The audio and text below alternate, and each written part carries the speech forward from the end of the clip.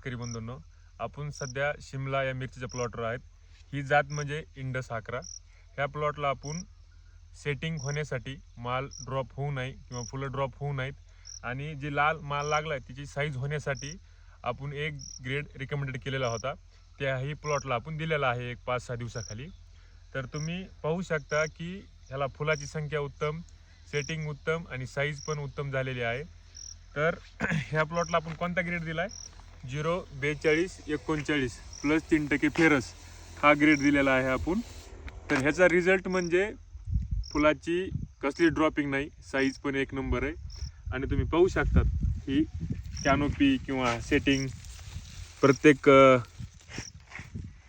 फांद्याला 2-2, 3-3 मिरच्या लागलेल्या आहेत।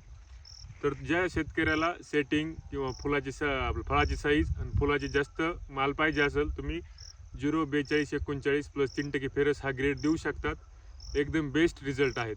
धन्यवाद।